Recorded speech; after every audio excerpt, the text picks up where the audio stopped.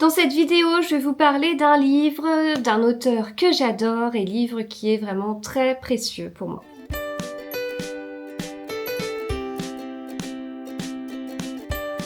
Bonjour à tous, j'espère que vous allez bien. On se retrouve pour parler de ce livre de Julien Rampin dont je vous ai pas mal parlé en vlog, je sais, mais j'ai quand même envie de faire un avis lecture sur ce livre parce que j'ai encore des choses à vous dire dessus. C'est pas marqué dans les livres, normalement vous avez la chanson en tête. Si vous ne l'avez pas en tête, écoutez, achetez le livre et lisez juste le tout début ici. Voilà, vous aurez quelques paroles de la chanson Lucie de Pascal Obispo. Lucie qui est d'ailleurs le prénom de l'un des personnages de ce livre. On suit principalement 3 personnages dans un roman choral, 3 personnages qui n'ont rien à voir les uns avec les autres et qui vont faire connaissance grâce à un club de lecture. Dans ces 3 personnages, on a Colette. Je sais plus l'âge qu'elle a. Je crois que d'ailleurs j'avais relevé une citation où on nous disait 75 ans. Voilà. Moi c'est Colette. Colette Boulanger. J'ai 75 ans et qu'on ne me dise pas que je suis vieille, tout le monde sait que 70 c'est le nouveau 50, voire le nouveau 40. Dans mon cas, malgré tout, je constate avec joie que je ne suis pas la doyenne de ce groupe. Oui, parce que dans le club de lecture, effectivement, il y a quelqu'un de plus âgé, un sacré personnage qui va nous surprendre jusqu'à la fin, même si c'est un personnage secondaire. Donc on a Colette, on a Lucie. Lucie, elle est plus jeune, voilà. Et puis on a Sacha. Sacha, il a la trentaine. Je sais pas quel est mon personnage préféré. Colette, c'est la plus ancienne et elle a un côté joie de vivre. Lucie, c'est la plus jeune et elle a un côté assez triste. Elle est étudiante. Vous ferez la connaissance de sa famille, vous ferez la connaissance de sa vie. Vous découvrirez ça tout au long du livre. Voilà. Sacha, il a la trentaine et en fait c'est un intermédiaire aussi entre les deux quelque part. Avec Julien Rampin, on a toujours des sujets forts. Alors, ça peut être un sujet fort. En l'occurrence, on a plusieurs sujets forts, graves, que je ne vous dis pas parce que vous allez les découvrir au fur et à mesure dans le livre. Et pour moi, ce sont des sujets inédits. Alors, c'est pour certains... en fait, si vous avez lu le livre et que je vous dis on a des sujets forts, inédits, vous allez peut-être me dire bah quand même, ce sujet, on l'a déjà vu. Certes, mais pas comme ça, en fait. Pas traité comme ça, pas dans ce cas-là. Et c'est là où je trouve que c'est inédit parce que c'est important d'en parler. Les personnages, ils sont super attachants, même si y en a qui sont plus joyeux que d'autres, bah il y en a qui le sont moins, mais on comprend pourquoi. C'est pas parce qu'un personnage est joyeux que tout va bien dans sa vie non plus. Sacha d'ailleurs est décrit comme un optimiste et un personnage qui est assez souriant. Voilà, Sacha c'est un optimiste un pur et dur, un optimiste forcené, diraient les gens qui le connaissent bien, et qui préfère taire ce qu'il chiffonne plutôt que de devoir se plaindre. Même lorsque le cœur n'y est pas, il garde son éternel sourire, surtout lorsque le cœur n'y est pas d'ailleurs. Si on dit que l'appétit vient en mangeant, le bonheur doit bien se pointer à force d'optimisme, non ? Donc on a ces sujets forts, on a ces personnages attachants qui le sont parce qu'ils sont imparfaits, ils vont se rencontrer, ils sont très différents, ils vont bien s'entendre, mais c'est pas la perfection non plus sur certaines petites choses. Je veux dire, il y a quand même un petit temps d'adaptation, il faut le temps qu'ils se comprennent aussi, alors, quand je dis ça, on a l'impression qu'ils se disputent, etc. C'est pas du tout ça, mais il y a des comportements qui peuvent être parfois surprenants. Nous, on les suit, on est dans un roman choral, donc on comprend des choses et tout. Et c'est là où j'apprécie, ça fait partie des points que j'apprécie vraiment dans mes lectures, c'est ce côté d'ouverture d'esprit.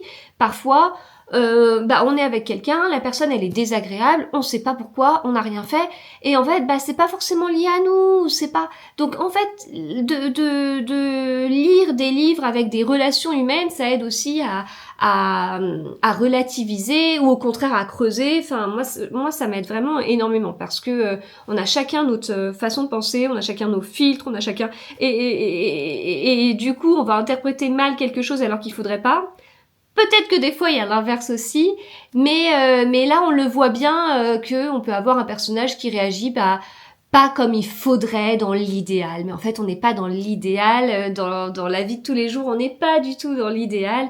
Et ça m'a fait beaucoup de bien de voir ces imperfections et ces personnages qui du coup semblaient tellement humains.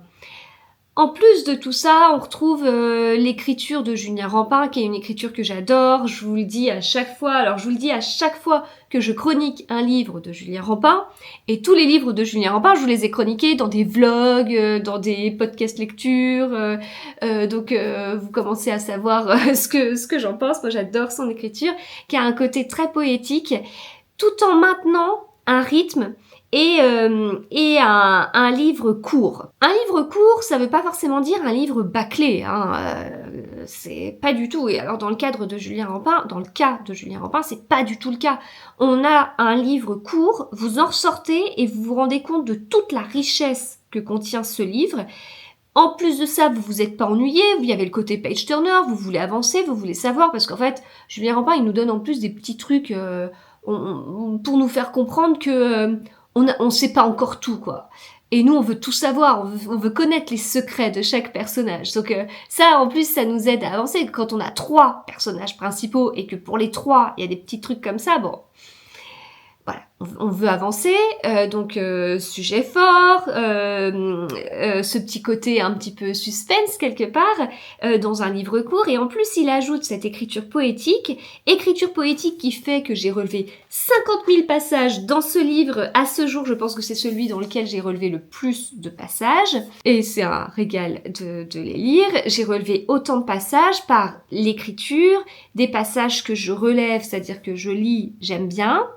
Donc, je surligne, puisque maintenant je surligne les citations que j'aime bien, donc je surligne, puis je relis ce passage, puis après c'est bon, je peux passer à la suite. Donc, tous les passages que j'ai surlignés dans mon livre, ce sont des passages que j'ai lus 2 voire 3 fois, la 3e fois étant le moment où j'ai surligné, quoi. Donc vraiment une écriture qui est poétique, mais qui nous détache pas du rythme. Et ça, c'est super fort. J'ai pas en tête un auteur qui écrit de cette façon-là, parce que pour moi, c'est soit blanc, soit noir. Bon, Julien Rampin prouve que c'est pas, ça peut être autre chose, mais soit on a une écriture poétique, et alors dans ces cas-là, ça peut être lent, parce que pour nous décrire que y a du soleil, ça peut être écrit de façon poétique en 2 pages, quoi. Juste pour dire qu'il y a du soleil. C'est bien, hein. C'est top, hein, on est content. Hein. Mais derrière, on veut que l'histoire, elle avance. Donc, j'ai tendance à me dire une écriture poétique, voilà. Et à l'inverse, j'ai tendance à me dire qu'une écriture rythmée nous empêche d'avoir le côté poétique, parce qu'en fait, qu'il fasse beau ou pas, on a strictement rien à faire. Nous, on veut savoir que les personnages, ils avancent, qu'ils font ci, qu'ils font ça. Donc, quand on veut quelque chose de rythmé. Donc, pour moi, les deux sont un peu en contradiction. Et là, en fait, c'est vraiment incorporé dans l'histoire, et ça marche totalement. Et c'est quelque chose que j'avais oublié, c'est-à-dire que quand j'ai lu l'avant-dernier livre de Julien Rampin, je sais pas s'il y a... Je me demandais s'il n'y avait pas la couverture du précédent, mais le précédent, c'est La chanteuse de bal, que je vous conseille comme tous les livres de Julien Rampin. Il est sorti en 2023.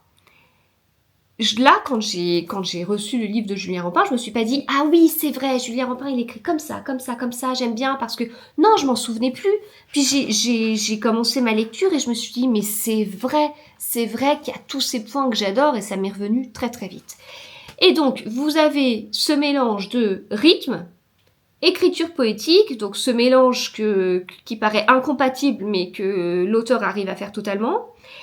Vous avez ces sujets forts, vous avez ce petit côté, si vous aimez les polars, vous êtes titillé parce que vous sentez qu'il se passe des petites choses, puis il y a, en plus au milieu des chapitres, il y a d'autres petits passages et tout, donc ça vous titille, quoi, donc vous avez envie d'avancer, donc un côté page turner. Et puis, cerise sur le gâteau, vous avez l'amour de la lecture, puisqu'on est au sein d'un club de lecture, alors pas que non plus, mais les personnages vont se rencontrer les 3 personnages dont je vous parle vont se rencontrer dans un club de lecture, donc vous allez avoir aussi d'autres personnages secondaires que vous allez suivre et qui vont être assez sympathiques. C'est pas que dans le club de lecture, mais cette partie, elle n'est pas qu'au début. c'est tout au long du livre où vous allez avoir des passages vraiment très forts sur ce qu'on peut ressentir autour de la lecture, en fait, de ce que ça peut nous apporter, etc. Donc cerise sur le gâteau, parce que parce qu'en tant que passionné de lecture, on peut qu'apprécier un livre qui parle de passionnés de lecture. Donc voilà, écoutez, c'était un excellent livre, vraiment. Et puis j'ajoute une seconde cerise sur ce gâteau, puisque je remercie énormément Julien de m'avoir cité dans le livre, voilà, sur un petit passage. Enfin, j'en suis encore très émue de cette partie-là. Pareil, ça fait 150 fois que je vous en parle. Écoutez, c'est la dernière fois que je vous le dis, après c'est bon, c'est terminé. Donc un petit passage où les personnages, pendant le club de lecture, parlent des réseaux sociaux. Parce que il y a aussi quelque chose autour des réseaux sociaux. Il y a des points que j'ai beaucoup appréciés dans ce que Julien Rampin a expliqué et a indiqué. Et donc voilà, petit passage où il écrit pour ma part, j'adore les contes Petite lectrice et Triple L de Mag, entre autres. Magdalena parle de tricot et de livres, quel bonheur. En plus, c'est une fille qui a l'air totalement accessible, ce qui ne gâche rien, et c'est très très gentil. Caroline, intéressée par le sujet, interrompt Colette. Petite lectrice, ça me dit quelque chose. Et Magdalena aussi, il me semble. Elles ne sont pas sur YouTube aussi. Si, puisque nous sommes là ensemble sur YouTube. Voilà, j'avoue que de mon côté, je tombe de temps à autre sur ce genre de vidéos. Si on a des atomes crochus avec la personne qui présente ses lectures, je trouve que c'est une véritable pépinière d'idées. Voilà, donc un immense merci pour ça. Je suis très très touchée. Ce livre, du coup, en plus de tout ce que je vous ai dit, du fait que c'était un coup de cœur pour tout ce que je vous ai décrit, il restera très précieux de façon très personnelle pour ça. Voilà, donc merci Julien pour tout et continue d'écrire parce qu'on en a besoin. Voilà.